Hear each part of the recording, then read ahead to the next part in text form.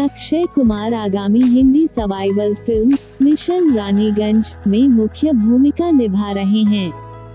टीनू सुरेश देसाई द्वारा निर्देशित इस फिल्म में परिणीति चोपड़ा भी होंगी और यह 1989 में पश्चिम बंगाल में हुई रानीगंज कोलफील्ड्स दुर्घटना की घटना पर आधारित है। अक्षय कुमार ने साहसी जसवंत सिंह गिल की भूमिका निभाई है, जिन्होंने खदान ढहने के बाद कई खनिकों की जान बचाई थी। क्या है अक्षय कुमार की नई फिल्म की प्रेरणा? मिशन रानीगंज की सच्ची कहानी।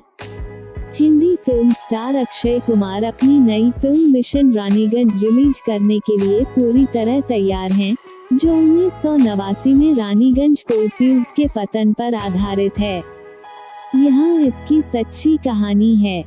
मिशन रानीगंज की सच्ची कहानी क्या है? रानीगंज कोयला खदान की खोज 1774 में ईस्ट इंडिया कंपनी के जॉन सुमेर और सुएटोनियस ग्रांट हिटली ने की थी। ये खदान पश्चिम बंगाल के पश्चिम बर्धमान जिले के आसनसोल और दुर्गापुर उपखंडों में स्थित है। वहाँ कोयला खनन का लाइसेंस लॉर्ड वॉरेन हेस्टिंग्स द्वारा 2 व्यक्तियों को दिया गया था और इस तरह भारत में कोयला खनन पहली बार शुरू हुआ।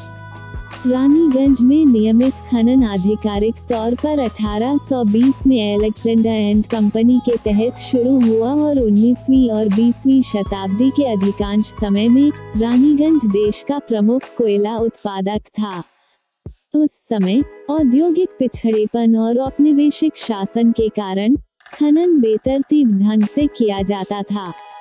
उस समय खदान की छतों और दीवारों को सहारा देने के लिए कोई खंभे नहीं थे और जितना संभव हो उतने संसाधन जुटाने के लिए सभी कोयला नसें समाप्त हो गई थीं। खनिकों का जीवन बेहद जोखिम भरा था, क्योंकि उनके धंसने और ढहने का खतरा लगातार बना रहता था। 13 नवंबर 1989 को रानीगंज में काम करने वाले खनिकों ने कोयले की दीवारों को तोड़ने के लिए सिलसिलेवार विस्फोट किए। विस्फोट के कारण खदान की संरचना हिल गई और खनिकों के कार्यस्थल से सटे भूमिगत क्षेत्र की एक दीवार टूट गई।